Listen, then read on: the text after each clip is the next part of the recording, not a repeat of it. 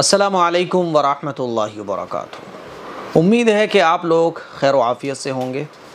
ये जो वॉच आपको मेरे हाथ में नज़र आ रही है, ये मुझे डॉक्टर सरताज साहब ने बड़ी मोहब्बत के साथ अमरोहा में, जो मैं उमर हॉस्पिटल की ओपनिंग पर गया था, उन्होंने मुझे ये गिफ्ट की।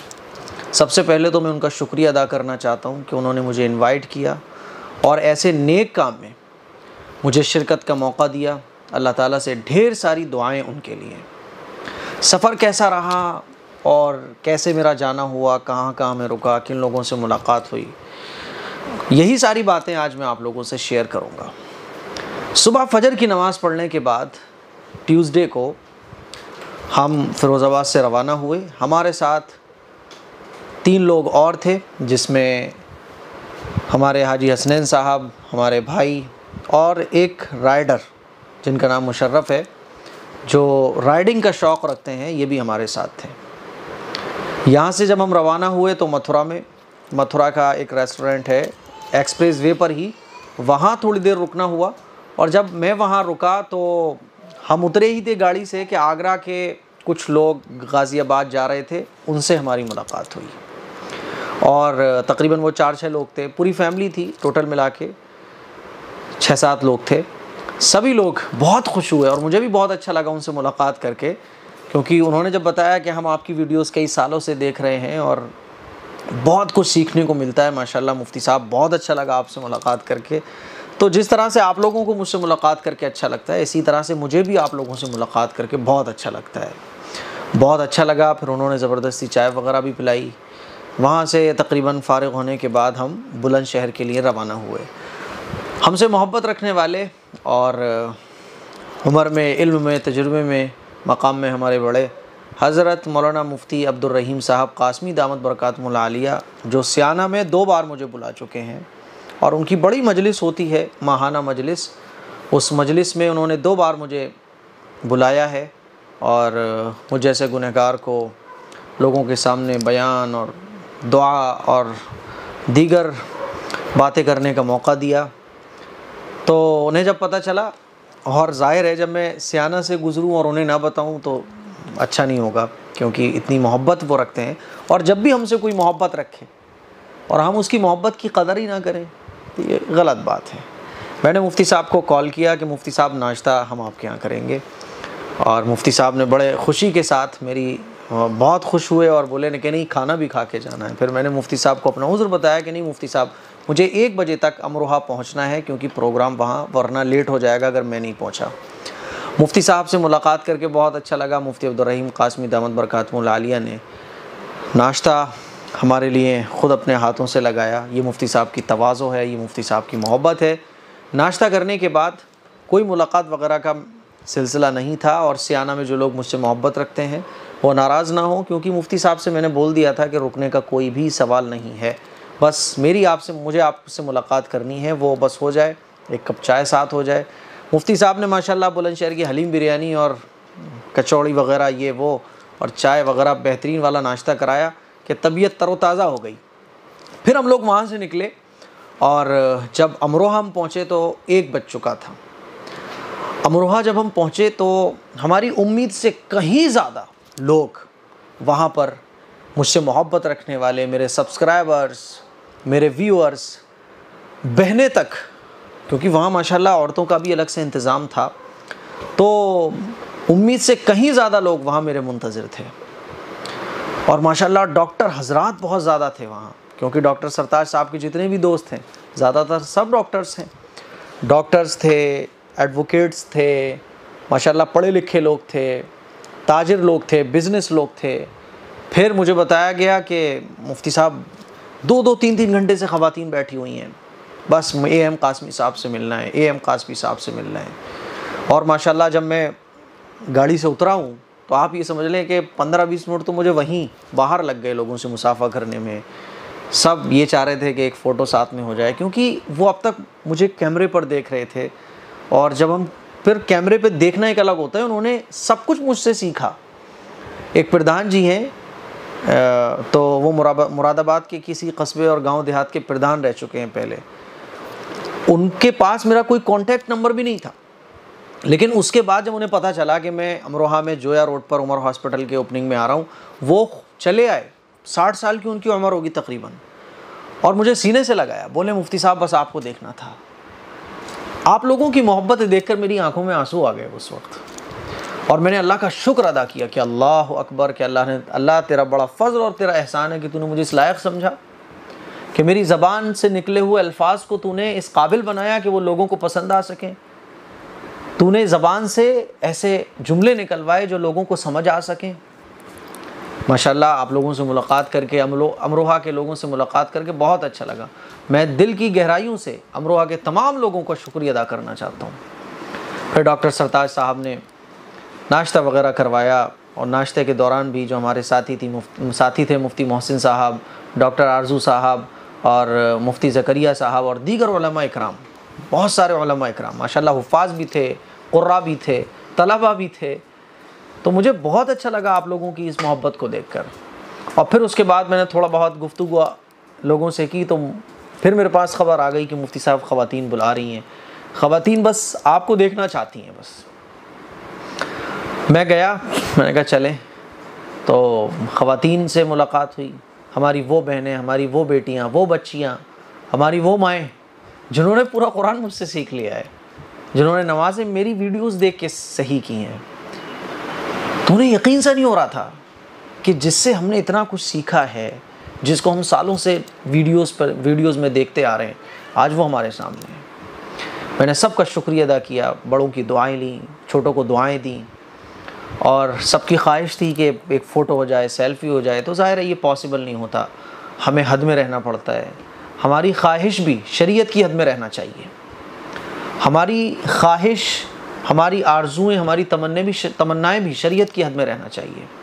लेकिन फिर भी जब इसरार था ख़वातीन का कि मुफ्ती साहब के साथ एक फ़ोटो, तो फिर डॉक्टर सरताज साहब ने जो है सबको एक सीक्वेंस में खड़ा करके इस तरह से कि जिससे बेपर्दगी भी ना हो और एक फ़ोटो भी हो जाए। फ़ोटो भी हो गया। अब मुझे तो डर ये लग रहा था कि मैंने कहा देखो ये जो लोग मुझे जानते हैं, माशाल्लाह सभी जानते हैं, वहाँ तो जितने लोग आए थे अक्सर उसमें से जानते हैं, लेकिन कुछ जो नहीं जानते होंगे वो ये सोचेंगे देखो कैसे मुफ्ती साहब हैं। लेकिन ये पता नहीं है कि ये ख़वातीन मुफ्ती साहब से फ़ोटो इसलिए साथ में खिंचवाना चाह रही हैं क्योंकि एज़ ए टीचर मुझे समझती हैं, मुझे बड़ा समझती हैं, और उन्होंने दीन मुझसे सीखा है। तो जब हम किसी से कुछ सीखते हैं ना, तो उससे एक ऐसा रिश्ता कायम हो जाता है कि जो बड़ा पाकीज़ा होता है, और दिल ये चाहता है कि बस कभी एक बार मुलाकात हो जाए। तो वही मोहब्बत हमारी बहन बेटियों की थी, माँओं की थी, जो हमारी माँ की उम्र की हैं, दादी की उम्र की हैं, वो अपने बच्चे की तरह हमें ट्रीट कर रही थी। तो माशाल्लाह तकरीबन 25-30 मिनट मुझे वहाँ लग गए। फिर वहाँ पे भी सेल्फ़ी का सिलसिला चलता रहा, फ़ोटोज़ का सिलसिला चलता रहा। वहाँ से जब मैं फ़ारिग हुआ तो मुफ्ती अफ़ान साहब दामत बरकातहुल आलिया, जो हमारे उस्ताज़ क़ारी उस्मान साहब दामत बरकातहुल आलिया के बेटे हैं, वो तशरीफ़ लाए, और हम दोनों ने फिर जो है ना वो रिबन काट के उस हॉस्पिटल का उद्घाटन किया, उस हॉस्पिटल की ओपनिंग की। फिर दुआ वगैरह हुई, दुआ से फ़ारिग होने के बाद खाना वगैरह खाया। खाने के बाद फिर डॉक्टर आरजू साहब के यहाँ जाना हुआ। डॉक्टर आरजू साहब और डॉक्टर सरताज साहब, मुफ्ती मोहसिन साहब, ये पढ़ाई के ज़माने में हमारे साथ रहे हैं। डॉक्टर सरताज साहब ये अपनी पढ़ाई कर रहे थे, मैं अपनी पढ़ाई कर रहा था, तो हमारा इस तरह से कांटेक्ट हुआ, और माशाल्लाह वो कांटेक्ट अल्लाह ताला ने इतना बाबरकत बना दिया कि सालों गुजरने के बाद आज भी हमारी मोहब्बत वैसे ही है। फिर वो अपने काम में लग गए, मैं अपने काम में लग गया, और मैंने कभी नहीं सोचा था कि अल्लाह मुझे इस काबिल बना देगा कि मैं इतने बड़े बड़े कामों में शिरकत करूँगा। खैर ये अल्लाह का फ़ज़ल और उसका इनाम है। वहाँ से फ़ारिग होने के बाद मुफ्ती मोहसिन साहब, जो कि हमारे पढ़ाई के ज़माने में सीनियर थे, वो हमें ज़बरदस्ती, क्योंकि बड़ी मोहब्बत रखते हैं, कि नहीं मगरिब की नमाज़ तुम्हें हमारी मस्जिद में पढ़नी है। तो हम बशरायूँ गए।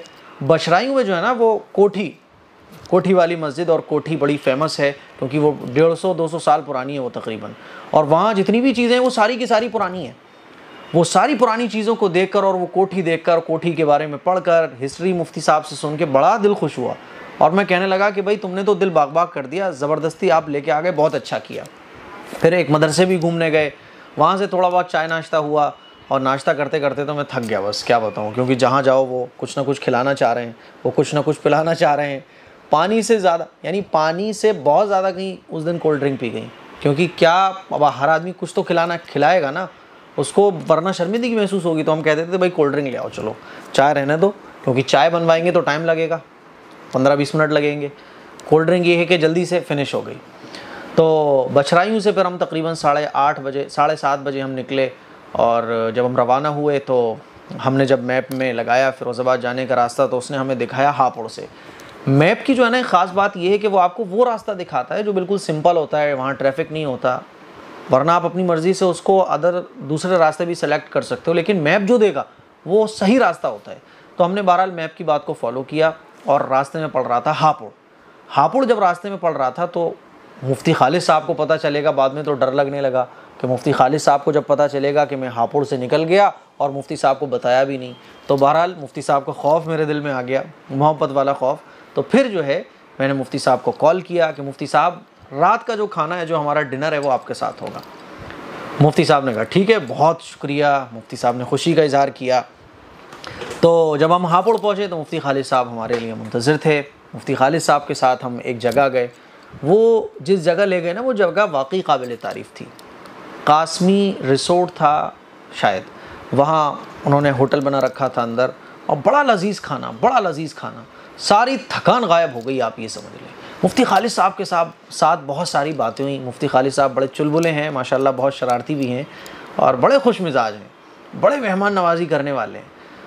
जम के मेहमान नवाजी उन्होंने की कि हमारा पेट भर गया बस। मैंने कहा आप नहीं, जम के खाना खाया, जम के बातें की, और 2 घंटे हम लोग साथ रहे।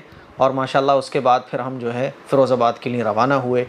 फ़िरोज़ाबाद के लिए जब हम रवाना हुए तो हमें घर आते आते 3 बज गए, और नोएडा से फिर मैंने ड्राइविंग ले ली, क्योंकि मैंने पूरे सफ़र में कार ड्राइव नहीं की थी, और मैं जब मौका मिलता है कार ड्राइव ज़रूर करता हूँ, क्योंकि जितना आप ड्राइव करोगे उतना आपका हाथ साफ़ होगा, और आपको ये जो ज़रूरत की चीज़ें हैं आना चाहिए कि कब आपको वक्त पड़ जाए। तो 3 बजे जब हम घर पहुँचे तो कार अपनी पार्क में लगाई, और उसके बाद फ़जर की नमाज़ पढ़ने के बाद आराम वगैरह किया। सफ़र बहुत अच्छा था, सारी चीज़ें बहुत अच्छी थीं, और डॉक्टर सरताज साहब और अमरोहा के जितने भी डॉक्टर्स हजरात हैं और जितने भी लोग वहाँ शिरकत करने आए थे, सबसे मुलाकात करके बहुत अच्छा लगा, और जितने भी सब्सक्राइबर्स थे, फॉलोअर्स थे, उनसे मुलाकात करके भी बहुत अच्छा लगा। हाँ, एक चीज़ मिस और हो गई, अमरोहा की जो मज़ार थी वो मज़ार मेरे से मिस हो गई। उस मज़ार पे भी जाना हुआ, क्योंकि मैं पढ़ाई के ज़माने में कभी उस मज़ार पर गया था 2014 में, गालिबन 2013 में, तब नहीं, शायद 2012 की बात है या 2013 की बात है, तब मैंने वो बिच्छू हाथ में लिया था। और जब से तकरीबन 8-9 साल के बाद उस मज़ार पे जब मैं दोबारा गया तो वो बिच्छू मैंने हाथ में लिया, और वो वीडियो मैंने आप लोगों से शेयर भी की थी। अब ये अल्लाह वालों की ये करामत हो सकती है, इसको हम गलत तरह से ना ले जाएं। यानी ये नहीं होना चाहिए कि हम उन्हीं की पूजा शुरू कर दें, उन्हीं से यानी गैर इस्लामी तरीक़ों को फॉलो करना शुरू कर दें, बल्कि इन चीज़ों को देखकर हमें ये नसीहत हासिल करना चाहिए कि देखो, जब अल्लाह को तुम अपना बना लेते हो तो अल्लाह किस तरह से तुम्हारे लिए दुनिया की सारी चीज़ें ग़ुलाम बना देता है। सारी चीज़ों को तुम अल्लाह को अपना बना लो, ये सारी कायनात में जितनी चीज़ें, ये सारी की सारी तुम्हारी ग़ुलाम बन जाएंगी। कि देखो, ये बिच्छू डसने वाला होता है, लेकिन जब इन अल्लाह वालों ने अल्लाह को अपना बना लिया तो ये बिच्छू ने डंक मारना छोड़ दिया इस एरिए में। बहरहाल जो भी, अल्लाह वल्लाहु आलम, इसके पीछे की क्या हकीकत है। किसी ने कमेंट किया कि मुफ्ती साहब, बिच्छू जब डसता है जब इसके ऊपर दबाव डाला जाए। खैर, अल्लाह बेहतर जाने, लेकिन हमें अल्लाह को राज़ी करने की कोशिश करना चाहिए। जब मैं सुबह कल फ़जर की नमाज़ पढ़ के सोया और जब मैं जागा तो ख़बर मिली कि राजू श्रीवास्तव का इंतकाल हो गया। राजू श्रीवास्तव निकल लिए और इनका इंतकाल हो गया। तो अफसोस भी हुआ। अफसोस इसलिए हुआ कि कोई भी आदमी जो ईमान के बग़ैर इस दुनिया से चला जाए तो अफसोस तो करना चाहिए कि हमारे होते हुए वो इस्लाम के बग़ैर, ईमान के बग़ैर कैसे इस दुनिया से चला गया। बहरहाल हर एक को इस दुनिया से जाना है। मेरे अज़ीज़ भाइयों, करोड़ों आपके फॉलोअर्स हों, करोड़ों रुपए आपके पास हो, अरबों रुपए आपके पास हो, पूरी दुनिया पर आपकी हुकूमत हो, लेकिन बहरहाल आपको मौत आनी है। मौत से आपको कोई नहीं बचा सकता। कुरान मजीद में अल्लाह ताला इरशाद फरमाता है, तुम मजबूत किलों में अपने आप को बंद कर लो, तब भी तुम मौत से नहीं बच सकते। मौत तो आनी है, और मौत आने के बाद फिर तुम्हारा जो हश्र होगा मिट्टी में, या तुम जला दिए जाओ, तुम चील कौवों के ज़रिए तुम्हारी लाश को छोड़ के और चील कौवे तुम्हारी लाश को खा जाएं, ऐसा हो तुम्हारे साथ। क्योंकि पिछले दिनों जो साइरस मिस्त्री का डेथ हुई थी ना, तो वो शायद पारसी थे, तो पारसियों में या जो भी उनका धर्म है उसमें क्या होता है कि लाश को ज़मीन पर डाल देते हैं और फिर एक पहाड़ ऊंची जगह पे लाश को डाल दिया जाता है। चील, कौवे, गिद्ध जो हैं वो लाश को नोच नोच के खा जाते हैं। अल्लाह ताला ऐसे तरीक़े से हम सब की हिफाजत फरमाए। देखें इस्लाम ने कितना खूबसूरत तरीक़ा दिया। तो बहरहाल जला दिया जाए या दफना दिया जाए, तुम्हारा हश्र आखिरकार बुरा होना है। और जब इंतकाल आदमी कर जाता है तो फिर कुछ दिन लोग उसको याद रखते हैं, फिर सारी दुनिया अपने में मगन हो जाती है, बाकी इंसान के अमाल रहते हैं। तो मेरे अज़ीज़ भाइयों, ये फेम, ये पैसा, ये माल, ये दौलत, सब कुछ यहीं रखा रह जाना है। आज फेम के लिए, पैसे के लिए, शोहरत के लिए, अपनी अना के लिए इंसान क्या कुछ नहीं करता, लेकिन आखिरकार जब मौत आती है तो सब कुछ यहीं रह जाता है। और ये फेम, ये दौलत, ये शोहरत, ये इज़्ज़त, ये पैसा, सब कुछ लोग भूल जाते हैं। कोई आपको नहीं बचा सकता। और आपको फिर जाना है तो वो कब्र में जाना है, अल्लाह के सामने जाना है। इसीलिए मेरे अज़ीज़ भाइयों, अपनी मौत को याद रखें। ये जो बड़ी बड़ी सेलिब्रिटीज़ का इंतकाल होता है ना, मौतें होती हैं ना, ये अल्लाह ताला की तरफ से इशारे होते हैं हमारे लिए कि देखो, समझो दुनिया की हकीकत क्या है, समझो थोड़े दिन तुम्हें इस दुनिया में रहना है। चाहे तुम करोड़पति बनकर रहो, चाहे तुम फ़कीर बन के ये ज़िंदगी गुजार दो। इसीलिए अल्लाह मना नहीं करता कि आप मालदार ना बनो, लेकिन अल्लाह और अल्लाह के रसूल के तरीक़े को फॉलो करो, बस तो कामयाब हो। असल ये ज़िंदगी नहीं है, असल आखिरत की ज़िंदगी है। इस क्लिप को शेयर करें, दूसरों तक पहुँचाएँ। अस्सलामु अलैकुम व रहमतुल्लाहि व बरकातुहू।